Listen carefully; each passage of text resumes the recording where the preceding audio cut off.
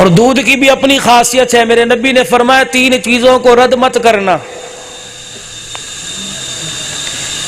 کوئی 3 چیزیں عزت کے لیے پیش کرے رد نہ کرنا. وہ 3 چیزوں میں پہلی چیز کوئی دودھ پیش کرے کہ پی لو نہ کرنا.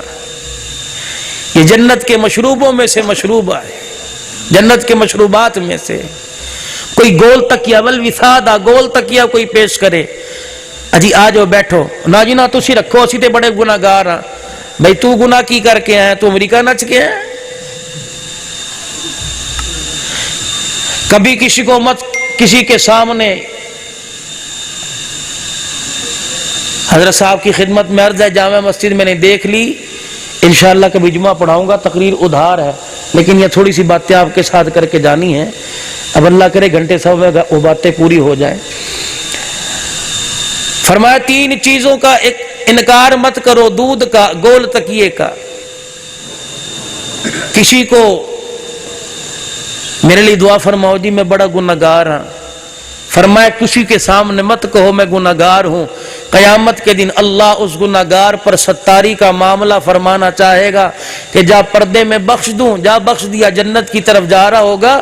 لوگ آوازیں دے کے کہیں گے یا اللہ یہ تو وہی آدمی ہے جو میں کہا کرتا تھا گناہگار ہے. اپنے عیبوں کا معاملہ اپنے رب کے درمیان رکھو. کوئی گول تکیہ پیش کرے, نہ جی نہ میں تو بڑا گناہگار ہوں. تو میں گناہگار کیوں ہوں بھائی؟ اگر گناہگار ہوں تو اس نے توبہ کا دروازہ بھی میرے لیے کھول رکھا ہے, میں جانوں میرا رب جانے.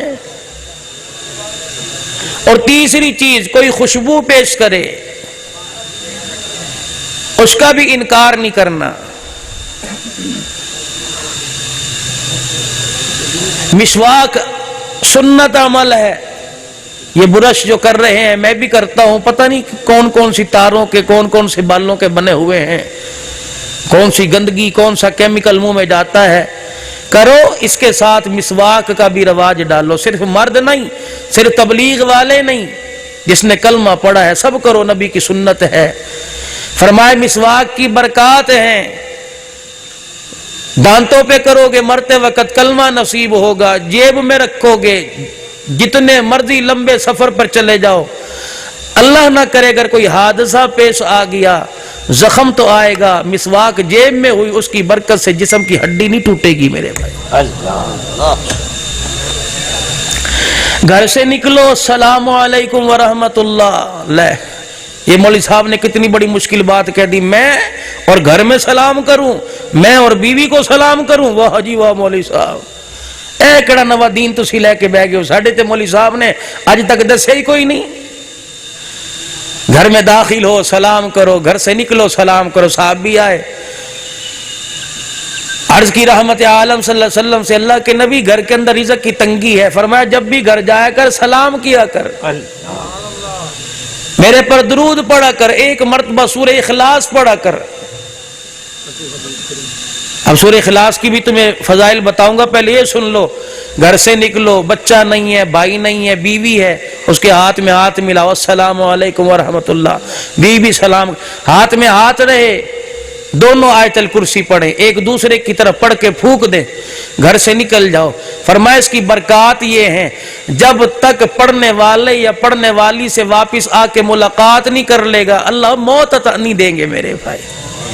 اگر موت کا دن مقرر ہے اسی دن آیت الکرسی کی برکت سے اللہ موت کو بھی اگلے دن پٹال دے گا, منتقل کر دے گا.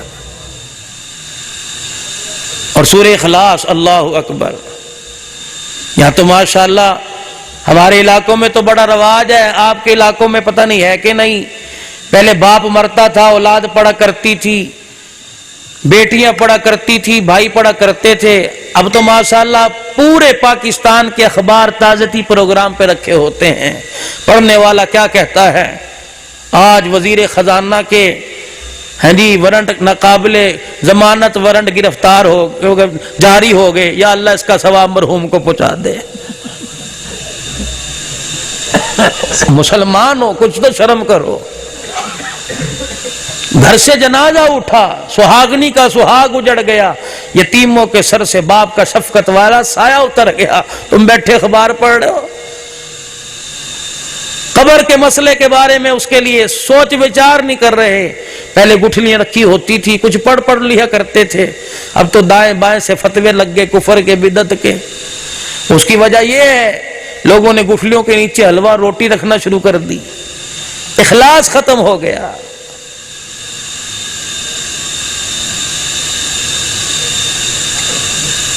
قبر پہ کھڑے ہو کے اعلان ہو رہا ہے کل کل خوانی ہوگی, دوڑ رہے ہیں مولوی صاحب ثواب کوئی قرآن پڑھے ہیں دے دو.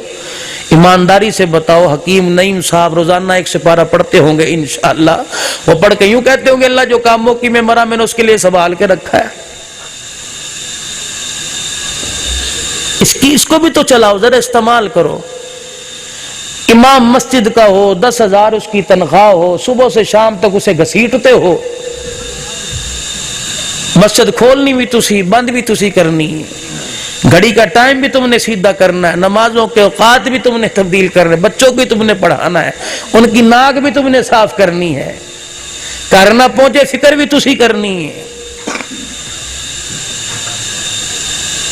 اتنی اسے مصروفیات, وہ بستر پہ پڑا بیچارہ مرے گا فوراً سوئے گا, وہ تہجد میں اللہ سے توفیق دے, سب کی بات نہیں کرتا, وہ 2 قرآن پڑھے گا. محلے میں آ گئے ابا جی فوت ہو گئے جی ثواب دے دو, باپ تیرا مرا مولوی صاحب کو تو نہیں مرا بھائی. مولوی صاحب کا ماشاءاللہ براڈ مائنڈڈ ہے, اور کشادہ دل ہے, انہوں نے 1-2 پر بریک رکھی نہیں, انہوں نے کہا لکھ 50 قرآن لے جا بھائی, وہ تو تاج کمپنی میں آیا, لے جا بھائی کنے قرآن. ہم تو چلو ہاتھ ہولا رکھتے ہیں, اگلے بھائی 5ویں گیئر کے اوپر ہاتھ ہوتا ہے ماشاءاللہ, وہ 500 تو کٹ کر دے کوئی نہیں. بابے نے پوچھو کلمہ آندا کہ نہیں, لیکن انہیں 3,373 دفعہ جڑا ہے نا انہیں آیت کریمہ پڑھے ہوئے پرچی دے ہوتے. وہ کسی مولوی صاحب کے پاس بیٹا چلا گیا, مولوی صاحب ابو فوت ہو گیا, آج کل خانی ہے ثواب پہنچانا ہے. مولوی صاحب نے کہا میرے کول تے ہے نہیں, دوسری مسجد تو لے کے دے دا. انہوں نے کہا حضرت جی سنا تھوڑا حکم. فون کیتا ساڈا یار بیلی فوت ہو گیا, بھی وہ پتر آیا ثواب لئی کچھ منگدا پیا, دے دو. فون بلک پتر لکھ لے ماشاءاللہ مبارک ہوگی, لکھ 370 قرآن دا ثواب.